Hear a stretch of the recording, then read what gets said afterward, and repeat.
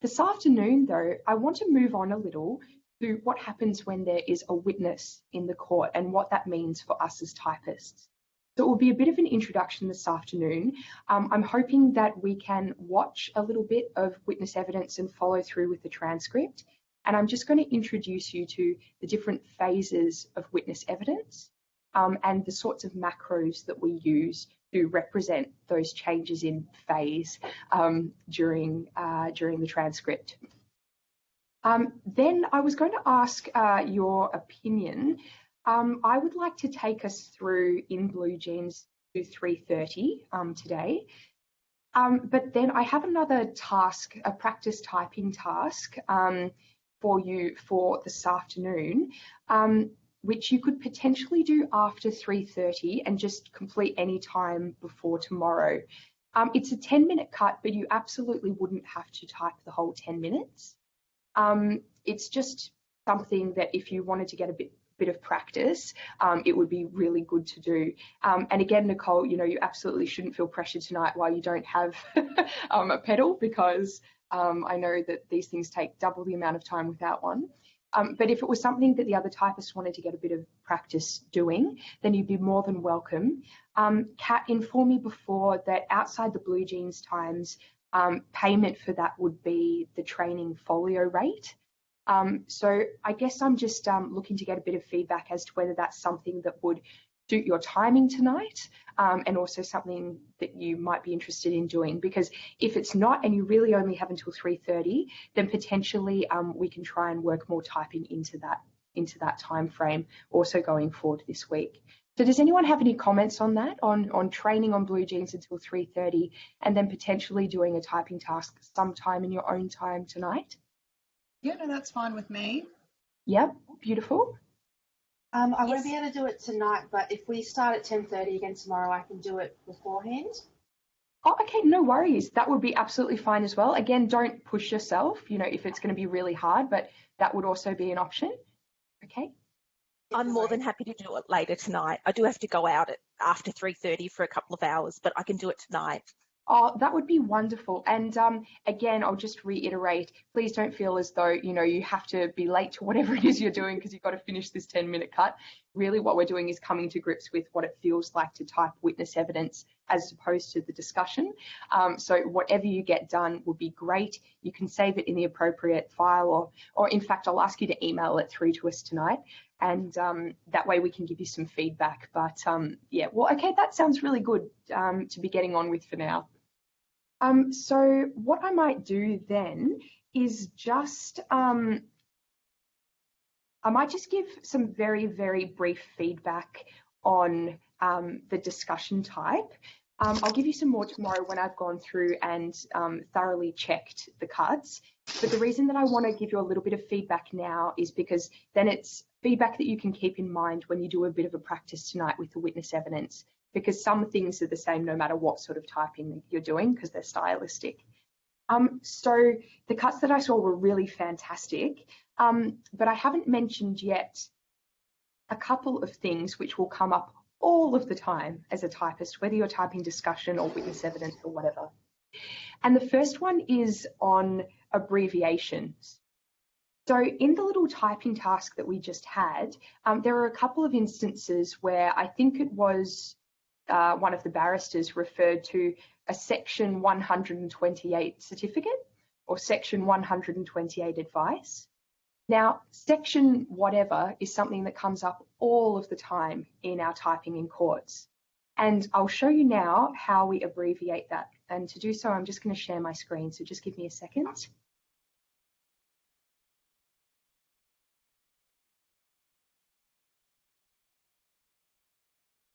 So, can you all see my screen? Yes. Yes. Fantastic. Wonderful. So this is a very easy point, which is another reason that I raise it now just before we move on to witnesses, just something to keep in mind. So we can abbreviate some words which come up all the time in courts. And I've just mentioned the word section. So for example, say in the transcript we had section 128, which I'm just typing now into this Word document. We would transcribe that as lowercase s dot 128. It's a little bit different if we're dealing with more than one section. So for example, say one of the barristers referred to sections 128 and 129. We would transcribe that as SS.128 and then the word and still 129. The same sort of concept applies for the word page. So as typists for the courts, we listen to a lot of discussion about legislation, that is acts of parliament. And so as you can imagine, many references are made in terms of page references. So say in the text, in the running, someone mentioned something that was happening on page 50. We would type that as P.50. And likewise, if we were referring to pages 50 and 51, as you might expect, pp.50 and 51. The other one actually I might mention, and I'm going to bring it up here. We also hear counsel speak about subsections a lot. So for example, if someone said, and of course in subsection 15, we would transcribe it as sub-s.15. Now, the only time that we might write a subsection in a different way is if, for example, someone referred to section 128, subsection 15. So that's combining these first two examples that I've given up the top, a section and a subsection. So you'll have to excuse my slow typing. I swear I am a fast typist, but I'm using a foreign keyboard and I'm still coming to grips with it. So if someone, for example, said section 128, subsection 15, we would transcribe that, as you might imagine, as section 128 and then in brackets 15. But if we don't know that the subsection directly refers to that section 128, we would just use what we've just learned, which is the sub-s.15. We really only use this one when they say it all in one go. So section 128, subsection 15, we know we can use the notation with the parentheses around the 15. So they're just a few quick examples. Does anyone have any questions on that at this stage? No? Beautiful. Now, we can find that in the VGRS manual, and I promised you before that I would give you inroads into the manual. So I'm just going to highlight for you that in the VGRS manual, we can find all of this on page 53, just in case you want to make a note. And it's in that section 7 that I've already referred to as being the sort of Bible for us as beginner typists. And in fact, I can see there right now, there's also one I forgot to mention, which is number. So for example, if somebody said, and then we got to unit number 55, we would type that unit, capital N, lowercase o dot 55. You can see all of those examples in the manual, as I said, on page 53. The other thing I'd just like to mention that came up in that cut that you practice typing on is what happens when somebody spells out a name in text. Now, it's a really easy point. It's just a matter of learning it. The way that VGRS like us to put this in the transcript is in a case-sensitive way. So, for example, if someone said, the witness's name is Rawls, R-A-L-L-S, we would type that as capital R, lowercase a, lowercase l, L-S. So we always type those spellings out in a case-sensitive way. Beautiful. The other thing I just wanted to mention quickly, because it's something you can keep in mind when you practice tonight, is that VGRS has fairly strict guidelines about paragraphing. So you'll see in the manual, and I'll just see if I can get it up on my screen. The VGRS prefers,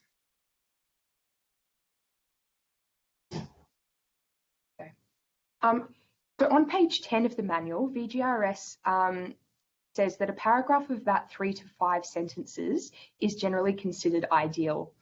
What that tends to translate to is about 8 to 10 lines. So I've worked with typists in the office who will always do 10 lines, come rain or shine, as long as they're not cutting off a speaker halfway through a sentence. What you'll find is that the formatting is more important than the thematic content of the paragraph. So even if it seems like a really weird place to paragraph, you would be paragraphing every 8 to 10 lines at the end of a sentence where appropriate. And when we do paragraph, we use 2 tabs in at the start of the new one. So for example, if I had just finished my sentence up here and I had my 8 to 10 lines and wanted to start a new paragraph, I would tab twice in, as you can see me doing here on the document, and then I would start my new paragraph as such. Does anybody have any questions on any of the things that I've just raised?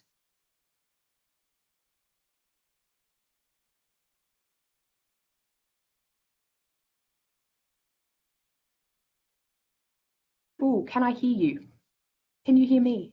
Yes, I can hear you. Oh, fantastic. Sorry, I got a bit of distortion there for a second for whatever reason. Fantastic. Well, if that's all pretty clear to everybody, I might move on. So as I said before, I'd like to talk a little bit about witnesses this afternoon. And to do that, I'd like to introduce you to how a criminal trial runs very basically. Because as you can imagine, there are lots of different sections involved in a criminal trial. Now, a really great way to get your head around this is again to jump into the VGRS manual because they helpfully provide us with flowcharts. So I'm just going to get it up here on my Word document copy of the manual. And then I can give you a page reference. Okay. Cool. So on page 33 of the manual, you can see here on my screen, we have a flowchart that describes how a criminal trial in the county court runs. And if you're interested in writing it down, there's a similar flowchart for the Supreme Court, and it is to be found on page 48 of the manual. But seeing as so far this week we've looked at county court matters, I'm going to stick to the county court flowchart for now. You'll find that there are very few differences between the county and the Supreme Court when it comes to the flow of how a trial runs. So you can just see here. Can everybody see that properly? Is it big enough? Yeah. Yeah, wonderful. You can just see here a description of how the trial runs from start to finish in the county court. So up the top, a lot of the time what will happen right at the very start is that we'll have a pre-trial hearing, directions, and a possible bail application. So I think we spoke briefly yesterday that the legal world is quite new to a couple of you, and it certainly was when I started. So forgive me for a second while I just very briefly describe these different phases, because I think it'll help us contextualize witness evidence a little better. So obviously the pre-trial hearing, something that happens before the trial properly begins. Directions, when a judge might check in, for example, with the lawyers who are going to be working on the case just to see where they're up to and whether or not the matter is ready to go to trial. And a bail application might occur if, for example, somebody has been arrested, but their matter isn't going to be heard in court for quite some time, potentially months and months. And so they come to court on a bail application so that they are not necessarily remanded in custody until their matter comes to trial. Now, as we're going through these different terms, don't stress if you're not 100% sure what they mean at this stage, even after I explain a bit. Again, all of these terms are explained in the manual if you want to have a little read through or if you like some clarity, and we'll go over them a number of times as we go on throughout the week. You can see after those pre-trial matters are taken care of, everything's ready to go. The lawyers have their cases prepared. They found a judge who can hear the matter. That's when the trial proceeds. And once the trial proceeds, usually on the first day, there'll be some discussion, as we have learnt, between the judge and the barristers. And then when all of that is taken care of and all of the admin is out of the way and they're ready for a jury, we move down our flowchart and we see that a jury is impanelled.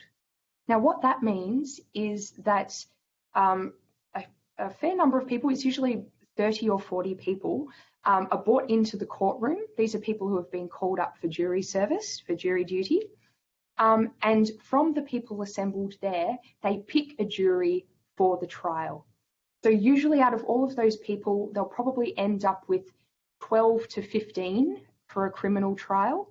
They'll generally only use 12, but they impanel a few more just in case some jurors are sick or something like that, or a juror can't come anymore, or whatever the case may be. And there's a whole process involved in the impanelment that is described in the manual, but that's something that we'll talk about a little more a couple of days from now when we talk about juries in general. So once we have a jury impaneled, that is chosen and ready to hear the matter, what happens is the accused is arraigned. Now that means that the accused man standing in the dock at the back of the courtroom will stand up, and the tipstaff, that is the administrative official in the courtroom, will stand, or sometimes it's the associate, and will read out the charge to the accused person. So they say, these are the charges, how do you plead, guilty or not guilty? Obviously, if the accused pleads guilty, we don't have to worry about the trial anymore. We come off here to the right-hand side and there'll be a plea in a sentencing hearing. But if they plead guilty on one or more charges, then we proceed with the rest of the trial. So in that case, they've pled guilty. That means the trial proper really begins. So you can see down here, we then have the opening addresses by the prosecutor and the defence counsel. So that means that the counsel for the prosecution, first of all, will get up and they will say, here is my case. Here is all of the details of the case. And this is why the state is prosecuting this particular person. And that opening address generally goes for anywhere between sort of 40 minutes to an hour and a half. Now, in the criminal court and in the criminal county court, we don't type that as transcribers. But don't worry about remembering that for now, because I'm going to point you to a couple of pages in the manual that describe what we do and don't type a little later on. This is just for descriptions purposes. And then after the prosecutor has spoken, maybe up to an hour and a half, the defence barrister gets up and says, well, you've heard what the prosecutor has said. Here are the reasons that we're going to explain to you throughout the trial that we don't think this person is guilty. And then they go and sit down again. So there's a huge disparity in length between the prosecutors and the defence counsel's opening addresses. One could be up to sort of an hour and a half. The other might be 15 minutes. It's not for them to prove the case during this time. They're really just describing their cases to the jury. After that's happened, you can see we come down here and the prosecution, so the barristers for the prosecution, start to call their evidence. Now, this is important for us because this is where witness evidence comes in, and that's what we're going to be talking about this afternoon. So the prosecution calls all of the witnesses that they think will support their case. So there are different types of witnesses, and I'll explain that a little later on. But when witnesses are giving evidence, it always follows the same process. So if we come over here to the side of the flowchart, we can see that there'll always be an examination in chief. So that is when the prosecutor will ask questions of the witness. Then they'll be cross-examined. So the defence counsel will get up and say, oh, well, you said this to the prosecutor, but what about this? And we'll ask their questions. And then if there's any follow-up questions that the prosecutor wants to ask, they'll then come in again for re-examination. So these are the phases. Sometimes we even go further than that, and there might be further cross-examination. There might be re-examination, but this is just the very basics. We get a witness in the witness stand. We have the examination in chief, or the first phase of witness evidence. Then we have the cross-examination. Then we have the re-examination. And during this time, exhibits are also tendered.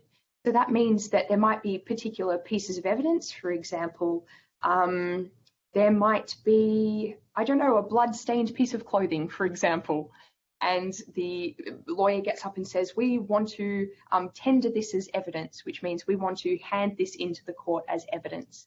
And the court will receive that piece of evidence as an exhibit. That's just how they refer to it, and we'll talk about that a bit later on. After all of the witnesses have been called for the prosecution, then the defence might want to call some witnesses of its own, say, well, here are some people who are going to support our case. And when they do that, the same process is followed. There's the examination in chief, the cross-examination, and the re-examination. After that's all done and dusted, then pretty much all the evidence has been given, all of the exhibits have been tendered, and it means it's time for the prosecution and the defence to close the case with their closing addresses. So again, they're going to get up in front of the jury and they're going to address them and tie up the case and make their case, more or less. After that happens, the judge then gives a spiel to the jury about the importance of their task, sort of summing up the case. The jury then retires to the jury room to consider whether they're going to find the person guilty or not guilty, and then they come back into the room and deliver their verdict of guilty or not guilty. So that was just a very brief introduction to how a criminal trial might proceed in the county court. It's a lot of information, but does anyone have any questions at this stage or anything on their mind? No. No? Beautiful. No worries. Again, if anything occurs, feel free to raise it as we go. That's just a brief outline to sort of show us where witness evidence comes into play. So now that we've had a look at that, we're going to talk about witnesses proper. Now, I just mentioned before that there are different types of witnesses. So sometimes witnesses might come to court who, for example, could have seen a crime occurring. And these generally are just everyday people, just lay witnesses who might have witnessed something, or they might know something about the accused person or about the potential crime, and they're called into court to give evidence about that. We also have police witnesses.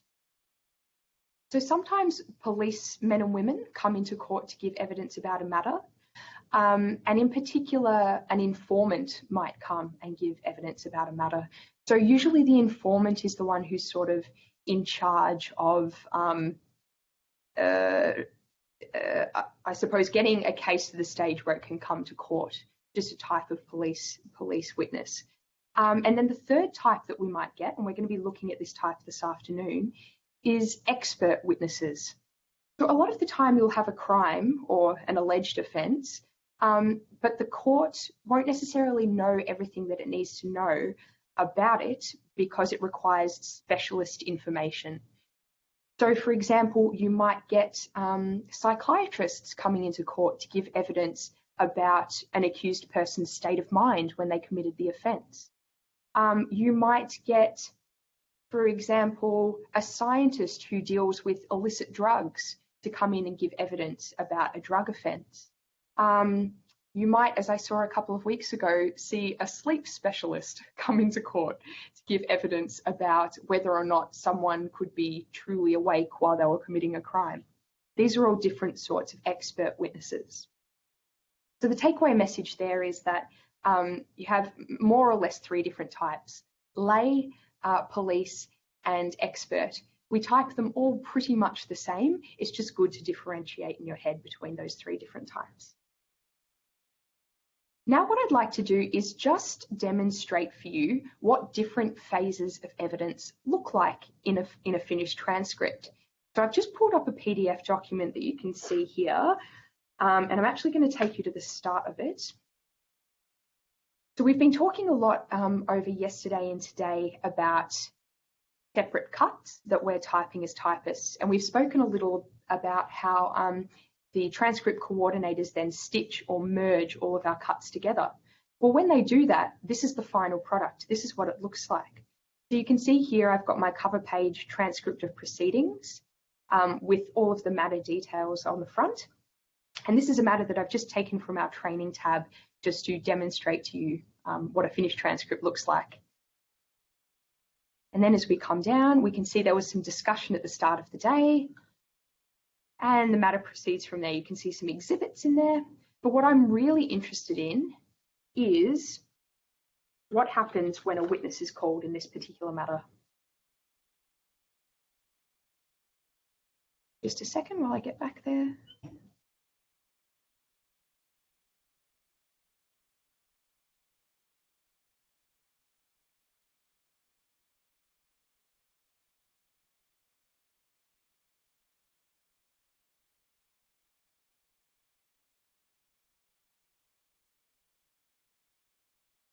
Here we go, fantastic. Excuse that long pause. Okay, so this is just to show you what in the transcript different phases of witness evidence look like. Now I'll get my little flow chart up again on the other side. We can keep track of that as well. So what we're really looking at now is this bit down here in our flow chart, the examination in chief, followed by the cross-examination, followed by the re-examination. Now you can see here at the top of the page in the PDF that we have a new witness, Luke Anthony Illott, who has been sworn in to give evidence in the case.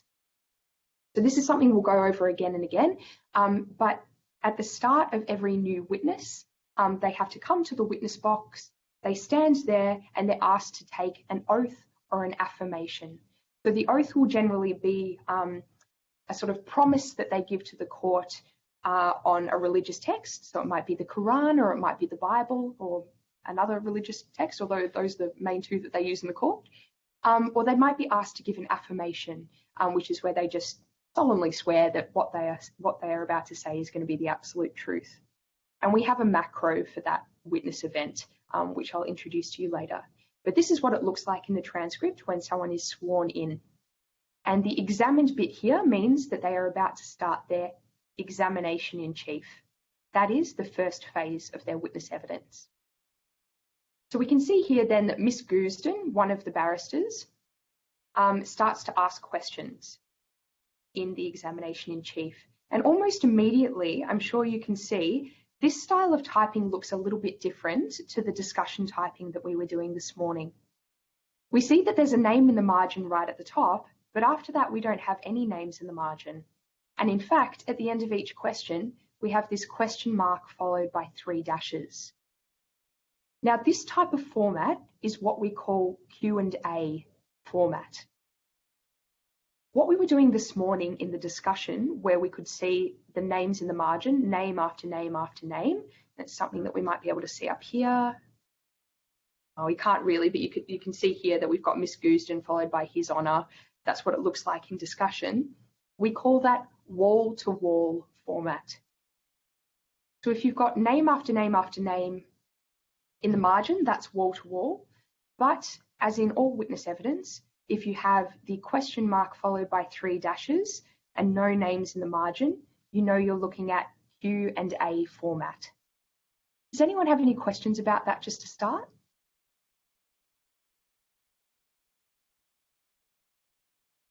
No.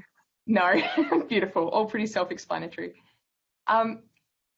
So that is the examination in chief, and you can see that that continues on and on and on. We can also see sometimes though, the judge has something to say, so butts in. Now when that happens, when someone new speaks who hasn't been asking the questions previously, we do put a name into the margin. And then you can see down here that the witness responds to His Honour, and we use the Q&A format again. We come down, we can see there's no name here. That means that whoever was last asking the questions is still asking them. So His Honour asked this question, the witness gave a response about 9:20. His Honour then said, "Thank you very much." And the witness for some reason said, "Yeah, PM." Then we go back to the lawyer, Miss Goosden. And we need to know that it's her speaking now, so we put her name in the margin. And then all of the questions after that we can see are all Miss Goosden because we don't have another name. So we keep scrolling down, we can see that the examination in chief continues, and then we get to the new phase of examination. So at this stage, the witness was cross-examined by Mr. Chisholm. Coming back over to our flowchart, we can see that's the second phase of examination, the cross-examination. Now, one thing to note here is that in this macro, it says cross-examined by Mr. Chisholm. And because it says Mr. Chisholm in the macro, it means we don't need a margin name on the following line. But that's something we'll go into a little bit later when we talk about witness event macros. So at this stage, the cross-examination continues and continues and continues. It's a fairly lengthy cross-examination, so I'm going to keep scrolling down and down and down. And actually at this stage, we had a break. We had a lunch break.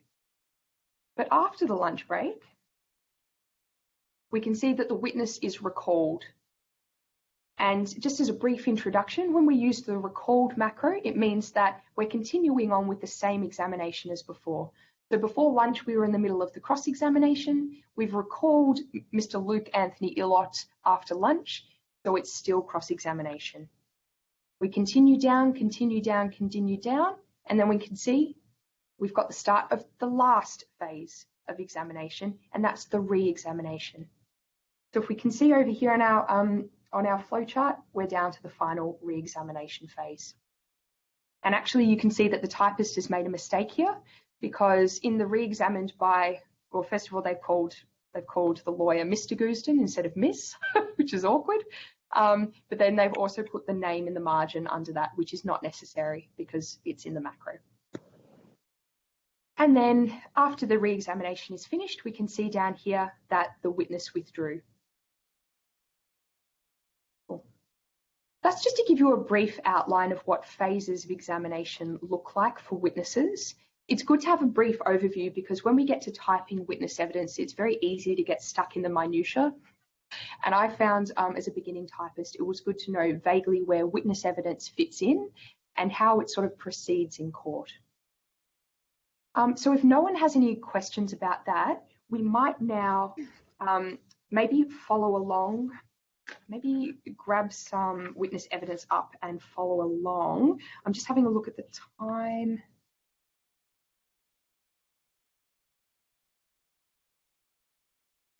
Yeah, I think we have time for that. Beautiful. So I'm just going to show you. I just have a question. Yes, please. In that example just then, when the Yes. judge said thank you very much, it had a question mark at the end, even though Yeah, thank you very much isn't a question. That is a Did they great. all just end with the question mark? Yeah, that is a great question there, in fact. So I'll just come up and, for example, down here, this is what you're talking about, I believe. Just before the witness is excused, there's a similar thing. We can see that His Honour says, "You are excused," and it's followed by a question mark and a dash, dash, dash. The reason for that is, even though that statement is not a question, while the witness is still in the witness box, all speech that is directed to them is treated as a Q&A. So, for example, anything that the judge says to the witness, we would have to put in this format. There are some exceptions. For example, if the judge, during witness examination, if the judge started speaking to one of the barristers and the witness just burst in and said, "Hey, I thought you were talking to me," or something along those lines, then clearly that speech hasn't been prompted by a question. So we would put witness in the margin and then put what he said after that to show that the question hasn't been leveled to him and he's not responding to any particular question. But in general, everything that is directed towards the witness while they're in the witness box has to take that Q&A or that question mark dash dash dash format. Does that make sense? Yes. Okay, fantastic. And as you said before, you'll see lots and lots of examples of it in the text where, for example, up here we can see line 15, barrister said, "Okay," not necessarily a question, but it gets the Q&A format. That was a really great question, thank you. Lovely. So what we might do now is, if you can pull up your transcript schedule, we're just going to pull up some footage and we're going to watch and follow along with the transcript. And to do that, I'd like you to jump in to this matter in line 9, DPP against Mark Lee. And so again, we do that by just coming over to the right-hand side, hovering over the link and clicking on the link to open the matter spreadsheet. I'm just getting this up so that we have all the information that we need to get the footage. What I'd like you to do now is jump into the Quartz Drive. And it's actually a bit easier for us this time because over lunch, Harsh has put all of our training audio into a training audio file. So if you can see about halfway down, it says 1-training audio. Does everybody have that? Yes. Yes. Fantastic. So just double click on there. And then on our spreadsheet, we can see that this matter of Lee took place on the 16th of the 5th, 2016. So the folder right at the top is the one that we want. We can see that it happened in courtroom County Court 4-3, which matches what it says on the spreadsheet. We're going to jump in there. And we're going to load all of our FTR files into FTR, or in your case, download them.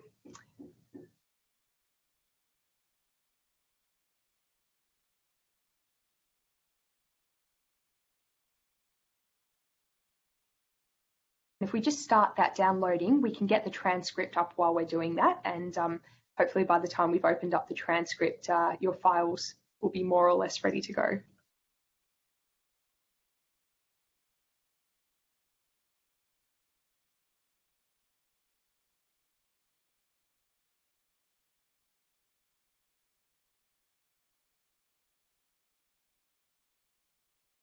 Beautiful. Has everyone started that downloading? Yep. Yep, fantastic. And you too, Nicole, it's not giving you any problems? No, it's all good. Oh, hallelujah, that is amazing. Fantastic. So what we'll do now is get the transcript up so we can follow along. So again, that just involves jumping into our T or transcript drive. We're going to come into the county court again because that's where our matter is being held. We're going to jump into County Court Archive All Years, which is the folder at the top, into 2016, into Crime, L for Lee. We can see the matter of the DPP against Lee is third, so we'll just jump in there. We're going to jump into typed. And I need to remind myself what day we're on. We're on day 1, excellent. We're going to jump into the day 1 folder. We're going to be looking at cut HH. So I'll open up the AM. Ooh, where has it gone? Just excuse me for a second. Harsh was changing around some files this morning, so I just hope he hasn't gotten rid.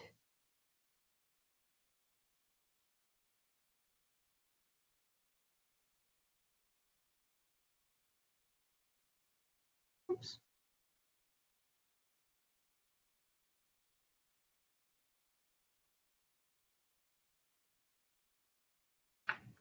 Ooh, where's that gone?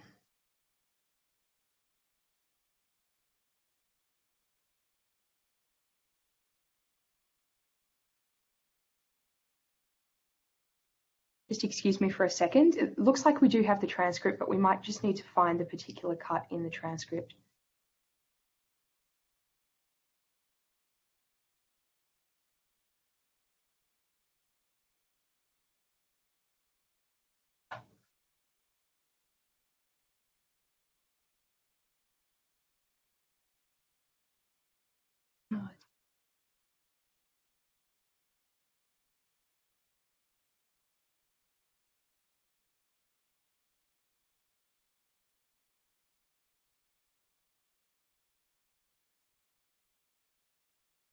Oh, I've just gone into the wrong folder, excuse me.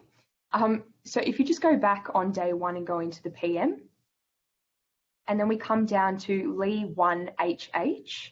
Now there are a few there that you can see which say training and some other things, but just this one here that says Lee 1HH is the one that we need.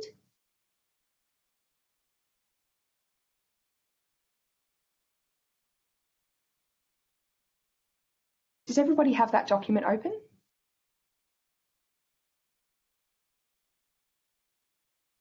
Here we go. It should look up the top. Yep, beautiful. Yes, I do. Fantastic. And I'm going to ask you just to scroll down in that document to page 3, because that's where we're going to start in terms of watching.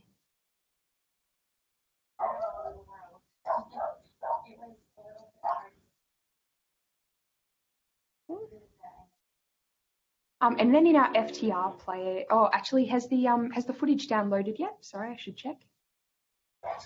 Mine hasn't, no. Yours isn't loading? Mine's still downloading, and it wants to download all the audio before the transcript. Trying to figure out how to make that go. I see.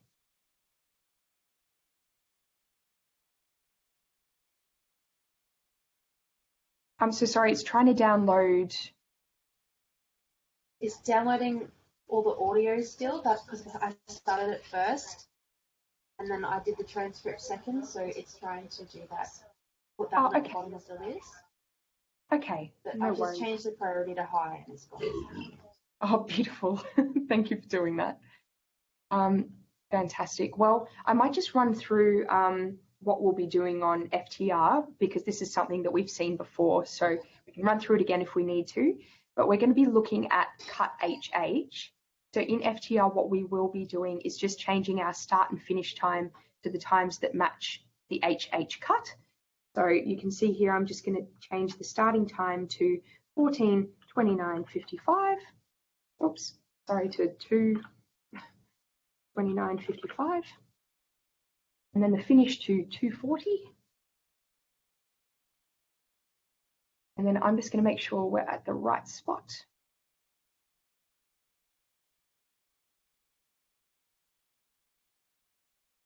Yeah, beautiful. So once the footage is ready to go, the witness actually comes into the witness box about halfway through this cut at 2:35. So that's where I'll be getting you to watch from.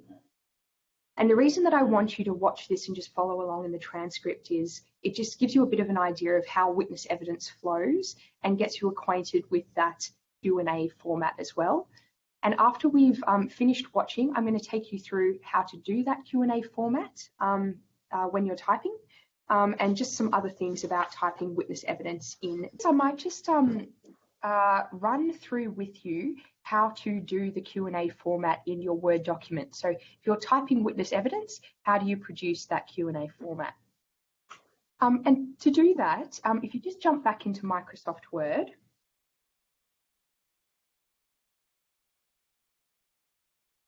now I'm just going to start off on my screen by pretending that His Honour had said something or asked a question of a witness.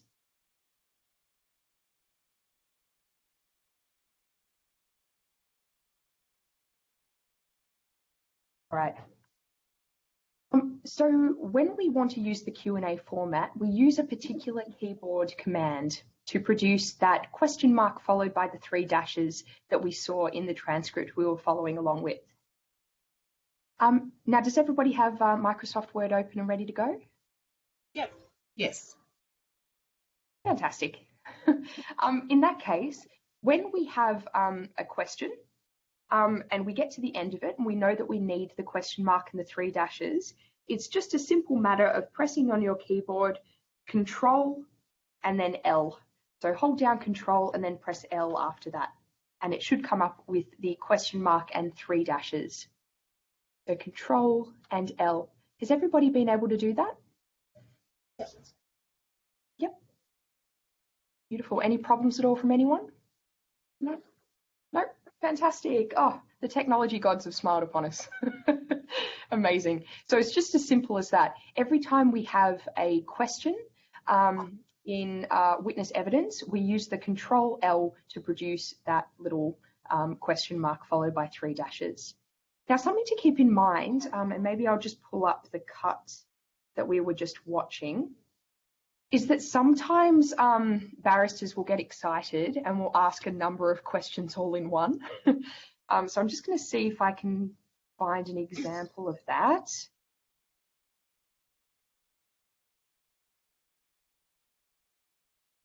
No, clearly this barrister had a very clear train of thought. Sometimes what will happen though is, say it was His Honour asking the questions, His Honour might ask, did you hit that man with the car? And then before the witness can have any time at all to say anything, might say, was it you that was there that night? What we would do in that case is just separate it into two questions, but just do the question mark with the 3 dashes right at the end. So that's just generally if His Honour or the lawyers have asked several questions in quick succession and the witness hasn't had time to answer the first couple of questions. So we just use the Control L right at the end when the witness will then answer everything they've just asked, hopefully. Sometimes though, what will happen is, for example, His Honour might ask a question or the lawyer might ask a question and the witness might just not respond. Now, usually that's because, for example, they don't want to respond, or they might whisper something that we could never ever pick up. And in fact, we can't even see that they've said anything, for example. In that case, what would happen is His Honour would ask the question and we'd use Control L. But then at that point, what we would do is in parentheses, write no audible response. Oh, excuse me. That's really when it's obvious that nothing has been said. There's perhaps been a long pause and the witness has just not given a response. If we can see that they've clearly said something in response to the question, but they whispered it so quietly that the microphone couldn't pick it up, then instead of putting no audible response, we would put in indistinct response. Now, you might remember from yesterday that we use indistinct for other purposes as well. If, for example, in the middle of a sentence, say, His Honour, did you, and then he mumbles and we can't hear what he says, that man with the rest of your car, we would put in there indistinct. Did you, that man with your car? We use the indistinct there. If we couldn't hear, say, 3 of the words in there, instead of just putting indistinct, we'd write indistinct words with the car. That's just a little rehash of what we went over yesterday with the indistinct. When it comes to witness evidence, if they give a response that is so incredibly quiet that we can't possibly hear it, but we can see in the footage that they're saying something, we would put indistinct response. However, if they're asked a question and they just don't respond and there's a long pause and they still don't say anything, that's when in here we put no audible response. Now again, these particular things can be found in the manual let's see if I can find it for you. Again, it's really handy to have the Microsoft Word document version of the VGRS manual because of course you can search for different terms, which when you start out is really, really handy. So for example, no audible response. Do we use the indistinct even if like you can fully hear what they're saying but we just don't know what the word is? So for example, you can hear that they're saying a word but you just have no idea. Like if it's some legal term or something that I'm not familiar with. Yeah, that's a really great question. You could do that. What I would do first of all is try some other avenues for figuring out what they might be saying. A lot of the time I just type what it phonetically sounds like into Google and see if I can get anything that way. And as I've progressed in typing, I've also started keeping a glossary of weird legal terms. And it's possible on the internet to find lists as well of obscure legal terms. The other thing that it's really handy to do is to jump on Spark, for example, and see that maybe another typist who's working on the same matter is online and ask them to have a listen to that particular point in your cut to see if they can tell you what it is. But if no one can tell you what it is and you've done a little bit of Google research and you still don't know, then absolutely I would use indistinct at that point. Does that all make sense? Yeah. Beautiful. So the no audible response is to be found at page 85 in the manual. And just while I'm talking about the manual, it's really good to keep in mind that the whole of section 4 is about witnesses. So I would make a note of that because it makes the manual start to seem a lot more approachable if you know what the different sections vaguely are. Of course, there is a big index at the start of the VGRS manual, but I don't know about you, when I had a look at it for the first time, I felt a little bit overwhelmed. So it's good just to remember section 4 is all about witnesses, and it's a relatively short section. So I would really encourage you tonight, as you're having a bit of a practice type on witness evidence, to have up section 4 of the VGRS manual with you in a document while you're typing, just so you can have a little bit of a look at some of the things that we're going to discuss this afternoon. Alrighty, so we've just spoken about Control L for Q&A format, and we've spoken a little bit about what happens when there's a few questions in one question, what happens when there's no response for the witness, what happens when they give a response that's so impossibly quiet we have no idea what they're saying. The next thing I'd like to talk to you about is the fact that we type witness evidence verbatim. So you might remember when we were talking about discussion between the judge and the barristers, we clean it up a little bit. So for example, we don't type the ums and ahs and hms and mhms. We clean up false starts a little bit. And we sometimes, for example, change yes to yeses and things like that. When it comes to witness evidence, we must type everything they say exactly as they say it. And unfortunately, this means if our witness has a terrible stutter, we have to type out the word that they repeat over and over again. So I'm just going to give you a little bit of an example of this. I actually had a case that I was typing on recently where it was a young girl giving evidence. And she said the word like about 100 times a minute. And I had to type out like just as many times as she said it. But for example, if His Honour asks this question, did you hit the man with your car? And the response is, so like, I don't really know, we are going to type it like that. Now, it might seem a little bit painful, but it's really important that we do this. As I understand it, when it comes to witness evidence, what we are typing is more or less legal evidence. So when a jury hears somebody give evidence, what they hear takes precedence over the transcript, but it's still incredibly important from a legal point of view that the parties have an accurate record of what happened. And we were just talking before about indistincts. Even though we try to have as few indistincts as possible in our transcripts, it's always better to have an indistinct than to guess at what somebody's saying, especially when it comes to witness evidence. Because of course, as you can imagine, you might make a guess which could wildly change the meaning of somebody's evidence. So it's just something to keep in mind. So when I'm talking about typing witness evidence verbatim, it means really that we're including all of the ums, ahs, mhms, mms, ouch, ow. We are including repeated words. We're including false starts.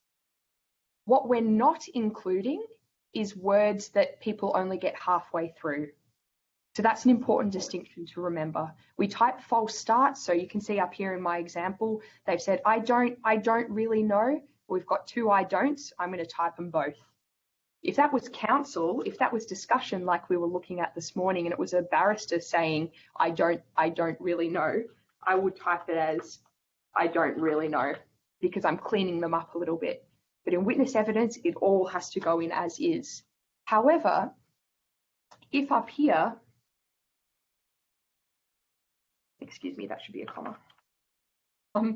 If up here, our witness said, so like I don't really know, what if I smack?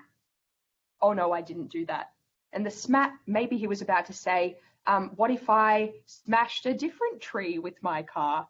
But he hasn't got all the way through the word smashed, so we're going to leave it out. Does that make sense? Yes. Yeah, perfect. So words they only get the halfway through, don't include them, include everything else along the way. Now you can see as well, there's some differences in here between using commas and using dashes. Now, for those of you who have long transcriptionist experience, I don't want to muddy the waters too much because in the VGRS manual, there aren't really hard and fast rules for when you're typing witness evidence and when you should be using dashes as opposed to commas. Generally, as a rule of thumb, the way that I've been taught by some of our transcriptionists who have, say, 15 plus years experience in the courts, is that for utterances like ums and ahs, generally we surround them with commas. So, for example, if over here we had, I don't really know, what about, that, dog, you can see that I'm popping the ums in surrounded by commas. However, if I have a repeated word, so say I have, what about, that, dog, 2 ums in a row, I would put a dash between them. Again, this isn't in the manual, but this is some of the practice, certainly in the office with the transcribers, so it's worth mentioning, I think. Something that is in the VGRS manual is how we're supposed to deal with false starts. So you can see up here, as we were talking about before, we have, I don't really know. We would dash that, first of all, because it's a repetition, but also when we have somebody start a thought and then take a turn in another direction that doesn't necessarily grammatically follow, we're going to use the dash. So, for example, if we had, I was thinking about the dog, what can come next? No, it was the cat. You can see that there's sort of a change of directory. They've interrupted themselves and started in a new line of thought. Usually we would use a dash for that as well. So it's a good idea as well just to reiterate that there's a difference between the 1 dash and the 3 dashes. Now, we spoke about the 3 dashes, of course, yesterday when someone is interrupted, say, by someone else. So, I don't know, Mr. Blue interrupts, and then we have something, and His Honour comes back in down here, and we dash them back in to finish the thought. So that's the 3 dashes, which we always use at the end or at the start, and the single dash is always in the middle. Does that make sense to everybody? It does, but in your example, it's the witness who's trailed off, so then how would we show the witness speaking again? Yes, sorry, that is a very good point, and I have muddied the waters there, excuse me. So if we have a witness interrupted, for example, if His Honour asks the question, the witness starts and halfway through is interrupted by His Honour again, well, down here, what we're going to do is type the new question that His Honour interrupts with, but we're not going to put His Honour in the margin because we already have it up there, so we know who's asking the questions. So say His Honour follows it up with, I know you did it. Now, first of all, that's a statement, not a question, but as we said before, anything that's levelled to the witness needs to be in the Q&A format. So I'm going to do my Control L, and then to show, and then say the witness just continued on with their previous train of thought in the previous sentence, we will just dash them back in here after the question mark and 3 dashes. Does that make sense? So there's a space between the first 3 dashes and the second 3 dashes. Correct, yeah. Beautiful.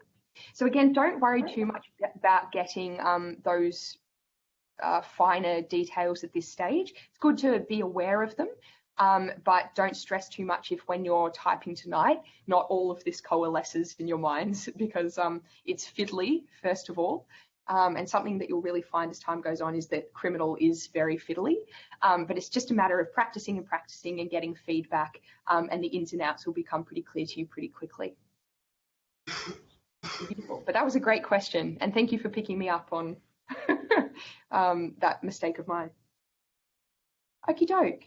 So we've gone through, oh, was that another question? Sorry. No, just some interference. Okay, so we've spoken about the fact that we must type exactly what the witnesses say. That is, we type them verbatim. Another area of your manual to be aware of is the section on words that are to be transcribed verbatim.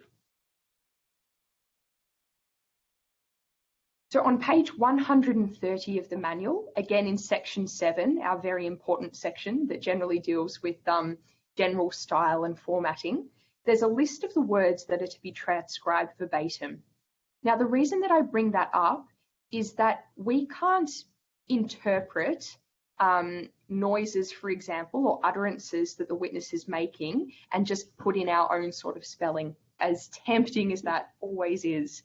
We have to use the spellings and sort of the sanctioned utterances or words that have been given to us by VGRS. So the classic example is a lot of the time we'll get witnesses saying, and I don't know about you, but I want to type that as ERR or maybe ER. But if we come to page 130 to our words to be transcribed verbatim, we can see that isn't actually in our list. And so unfortunately, that means we can't put it in the transcript. What that means is sometimes you have to be a bit of a translator as a typist. So for to be honest, I usually put them in as AH.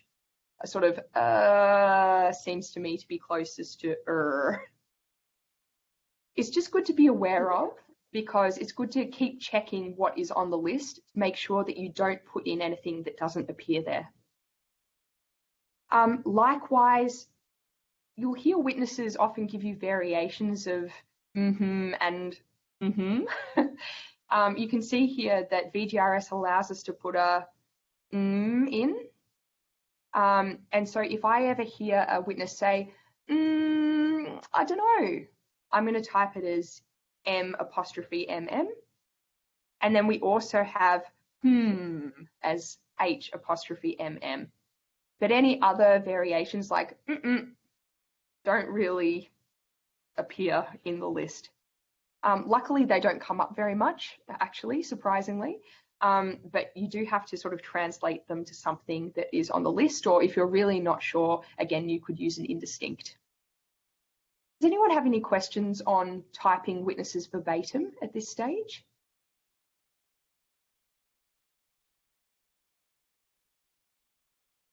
No, not by the sounds of it?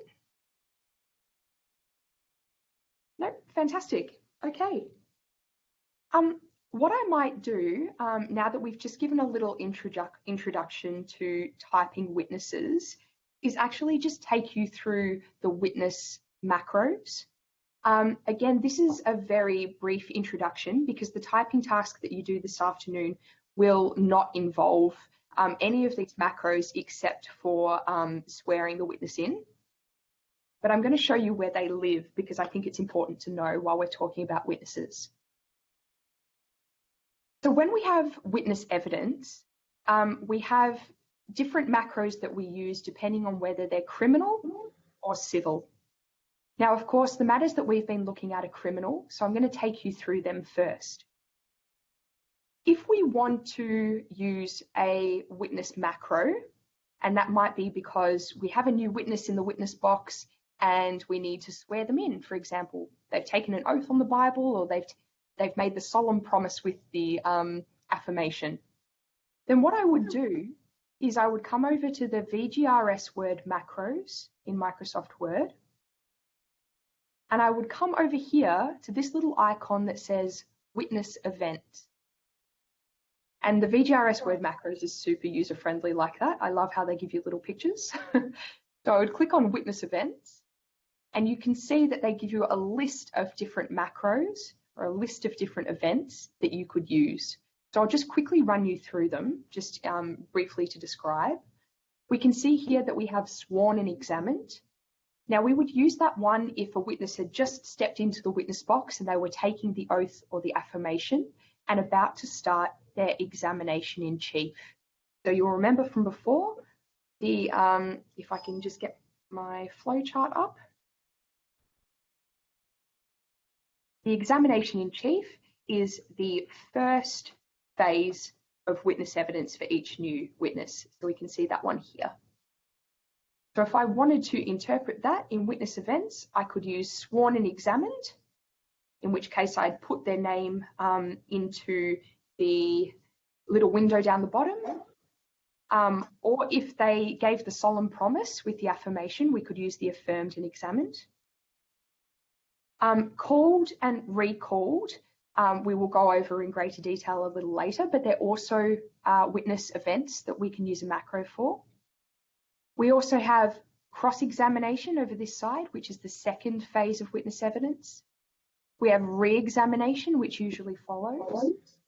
And then you can see further examination and further cross-examination are those additional phases that can continue after the 3 first phases if there's more and more and more follow-up questions that the lawyers want to ask. But you'd be surprised how rarely we actually get to those phases of examination.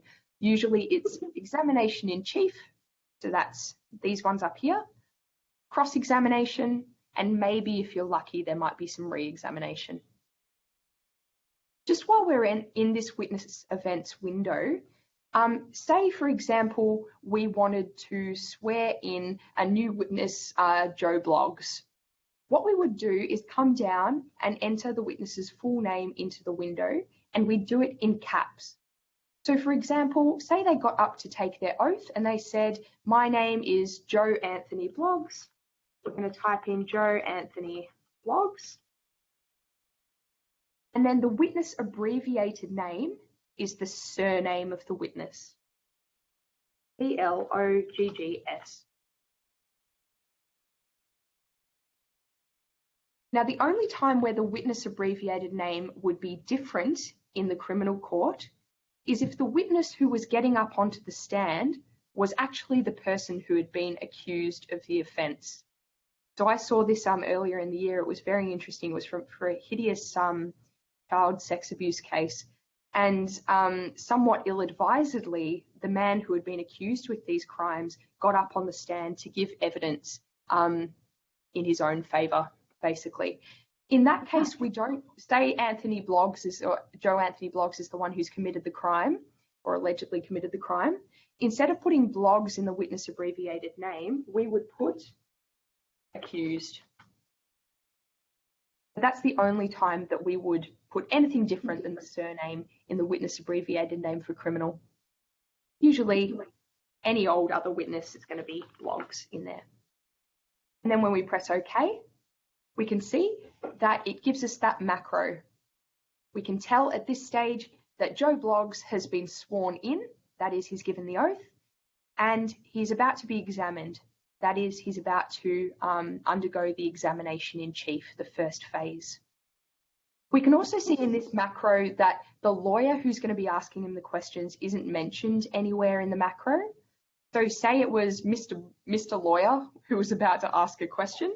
In that case, we would have Mr. Lawyer in the margin asking the questions. And of course, we're going to use our Control L before we get Joe Bloggs' response.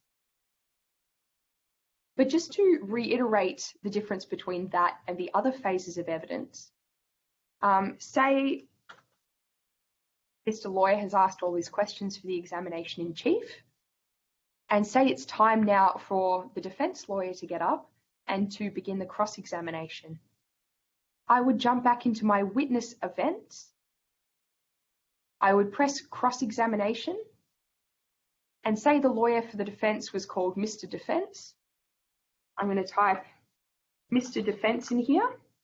We don't need to worry at all about first names for lawyers, just Mr. or Ms. and surname is fine. I'm going to press OK, and you can see that it gives me the macro for the cross-examination.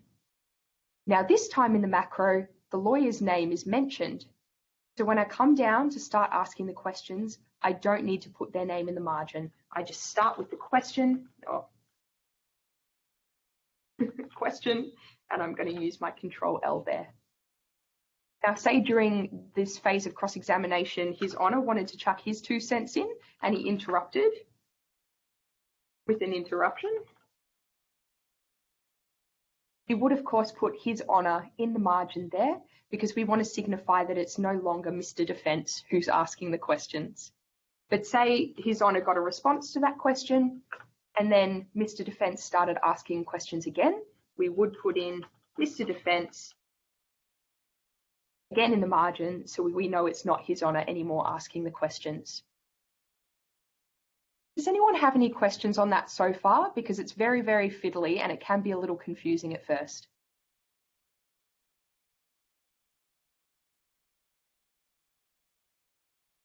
No?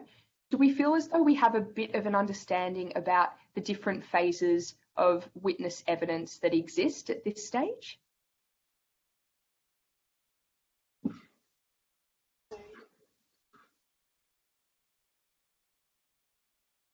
Well, Nicole, I think it said that you were talking, but I can't quite hear. Do you mind just repeating that if that was you?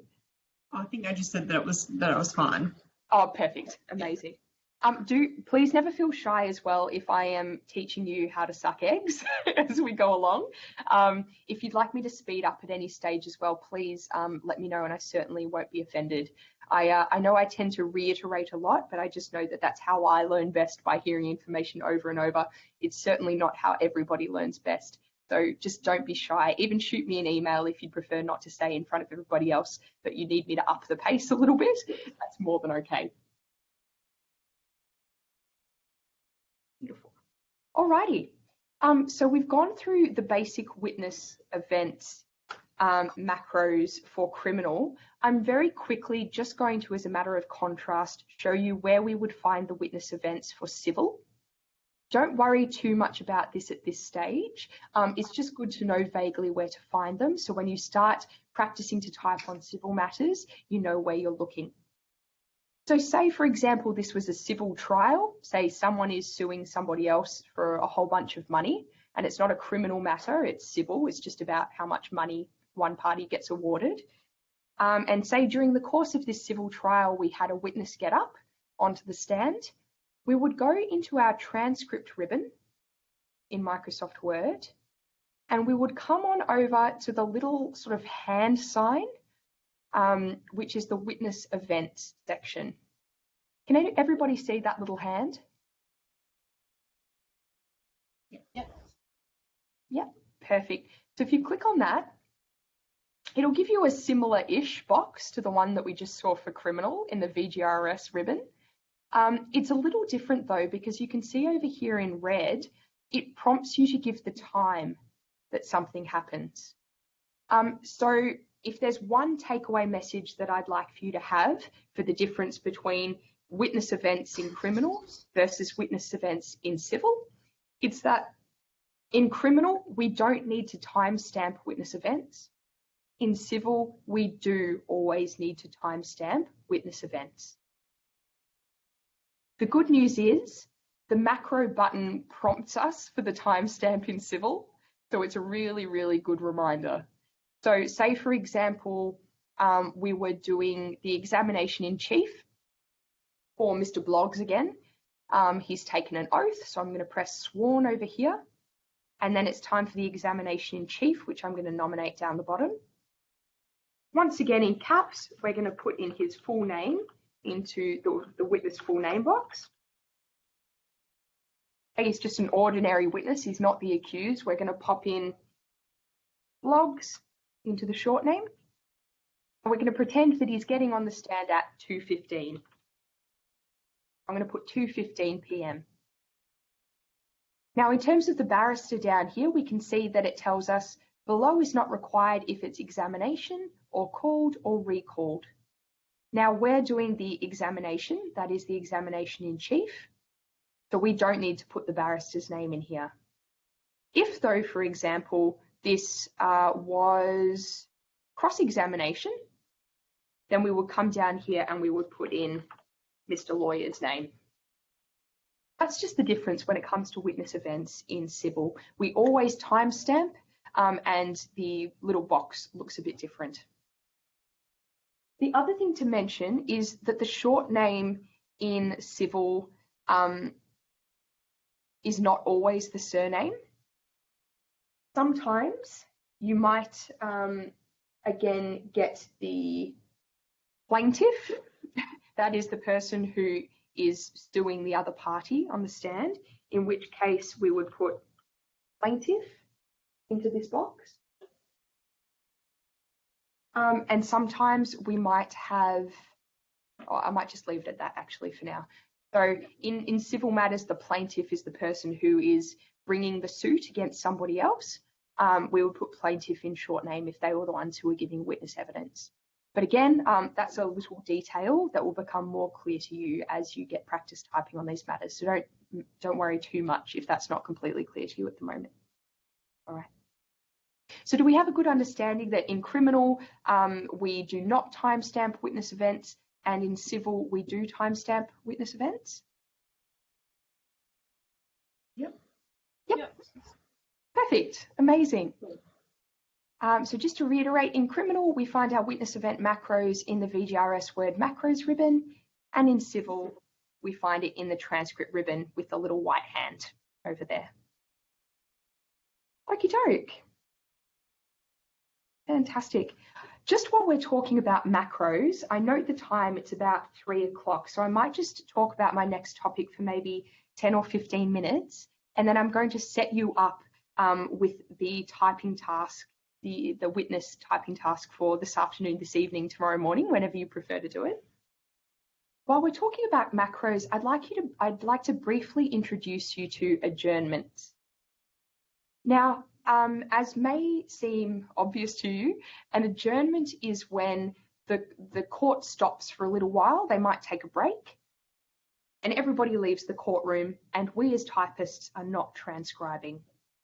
So if I'm going to jump back into maybe the transcript schedule, feel free to follow along if you like, but otherwise you can just watch.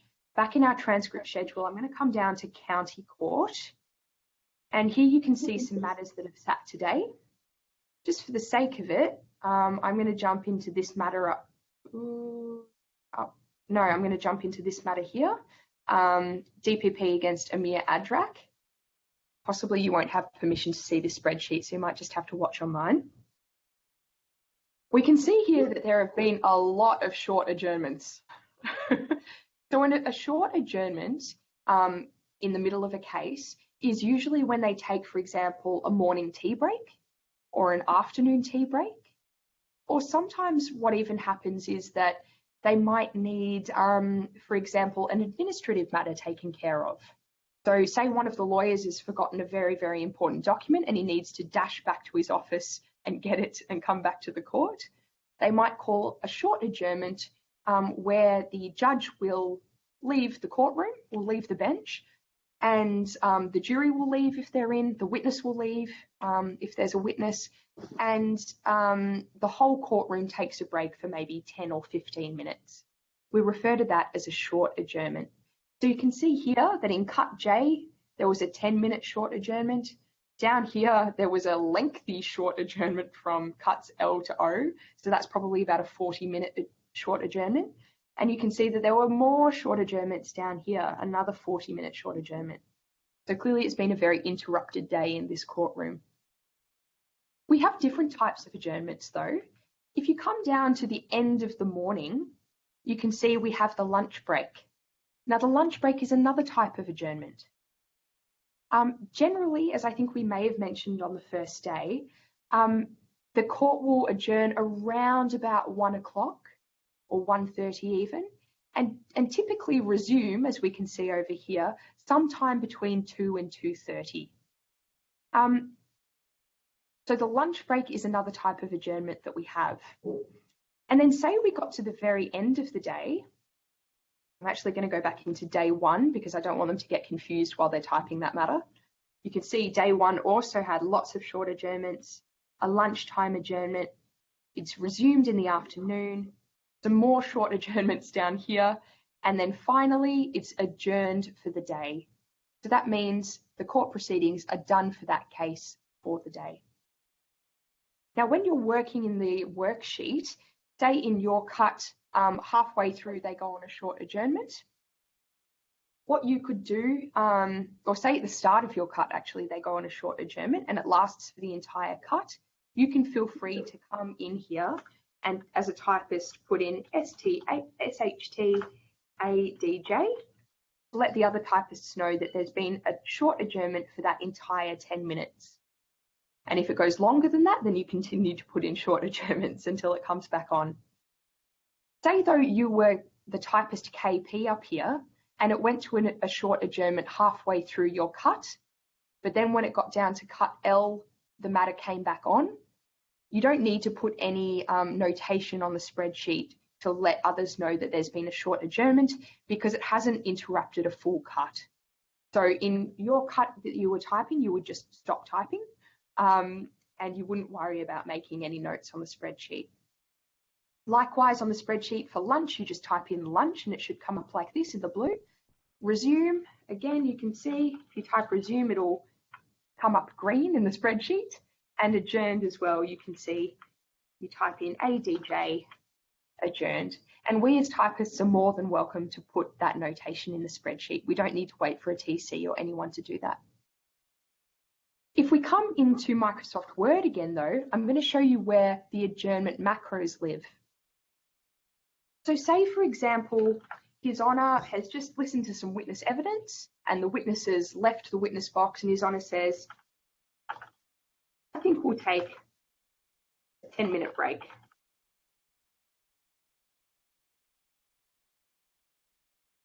And then he stands up and he bows, and his tip staff says, this court stands temporarily adjourned. Now, to us as typists, we don't need to type the tip staff saying this court stands temporarily adjourned. We just know that we need to use a macro. So on the next line, I'm going to put my cursor and I'm going to come up to the VGRS Word macros, over to adjournments. I'm going to click on that, and it gives me a list of all of the different types of adjournments. Now we know that His Honour has said that he's only going to be away from the courtroom for 10 minutes. So I'd click short adjournment and it would input that macro for me.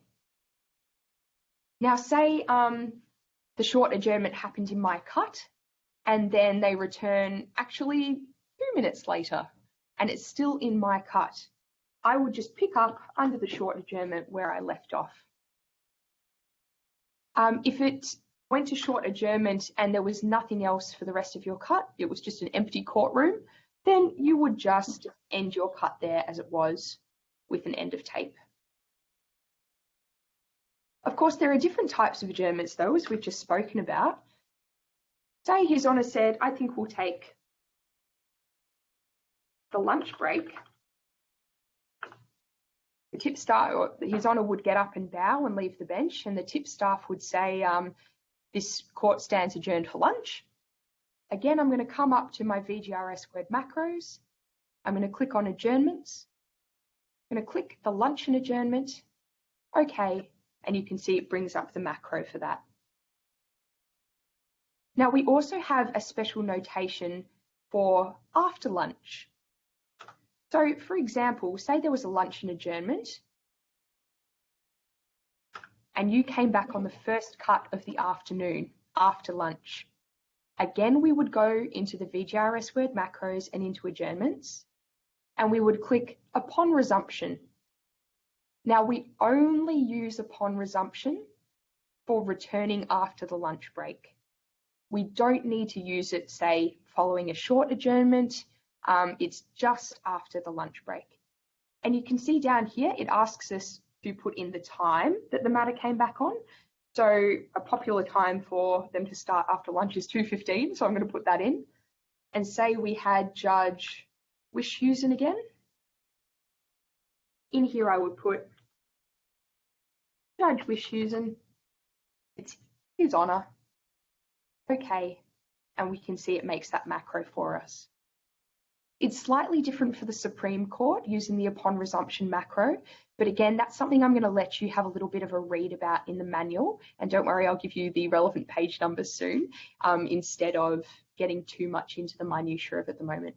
Just remember that we use upon resumption for coming back after the lunch break. We can see down here as well that we have adjourned to a date to be fixed, adjourned until, and all evidence concluded. Now, adjourned to a date to be fixed means that at the end of the day, when the matter is coming to an end for that day, the judge might say, for example, oh, now I'm not sure when we're going to meet again. It's going to be sometime next week. I'm going to check in with my associate and I'll let you know very soon. Well, we don't know when the matter's going to come back on again. It could be Monday next week, it could be Wednesday next week. It could be in 3 weeks, we just don't know. So in that case, we would click the adjourned to a date to be fixed, and it would come up with this macro, adjourned to a date to be fixed. Now, something I would write down if I were you is that a lot of the time in the court, they use a Latin term which means adjourned to a date to be fixed. And that Latin term is, the way they say it is sine die, but if you've ever studied Latin, you'd know it's actually sine die. Makes me cringe every time they say sine die, but that's all right. What sine die means is literally without for the sine, and a day for day. So it just means we're adjourned without a date. We don't know when we're coming back. If you get to the end of a day and they say, oh, you know what, I don't know when we're going to reconvene this matter, so let's just adjourn sine die. That means that we would come up to our adjournments macro and click the adjourn to a date to be fixed macro. So sine die just means date to be fixed. If though, His Honour said, okay, we're finished for the day and I'm going to adjourn the court until tomorrow, the 4th of July. Or I'm going to adjourn the court until tomorrow. Well, we know that tomorrow is the 4th of July. So at the end of the day, we would click adjourned until, we would put 040718, okay, and it's going to give us the macro, letting the people reading the transcript know that the matter's coming on again tomorrow. And the only other adjournment macro that remains in there is all evidence concluded. So this is just as it sounds. If all of the evidence is concluded, we would use this. So this would be at the end of a matter, for example, and I'll just show you what it looks like. It looks like that. But you'll find that you don't use this one very much as you're starting out because probably you'll be typing in the middle of matters. So that's just a very brief introduction to adjournments, and this will become clearer as you go on and watch and listen to more and more footage and audio and hear the judge go to short adjournments, take the lunch adjournment, adjourn the court, sine die, or a date to be fixed. Does anyone have any preliminary questions about adjournments? No. No? No. No. Beautiful. It's a lot of information, but I know you're fast learners. If anything occurs this afternoon, just let me know. Okay. So we've gone through adjournments. I'd just like to flag to you where you can find information on adjournments in the manual. I'm just going to get my PDF up again. And the information about adjournments can be found again in our handy dandy section 7. It's on page 55. And you can see here that we have descriptions of all of the different types of adjournments and the sort of notation that we need to use for each. Now, there are a few in here that we haven't spoken about because they're specialised. For example, adjourned for review is when the judge and maybe some of the barristers and maybe even the jury might leave the courtroom and go off-site somewhere to see something altogether. So sometimes, for example, if land is involved in a case and they really need to see the land to be able to understand, they might go on a literal excursion altogether. So that's what a view is. There's a few other specific adjournments in here as well. I would just recommend having a read through to acquaint yourself a little bit. And as I say, as you practice more and more, it will become clearer and clearer. All right.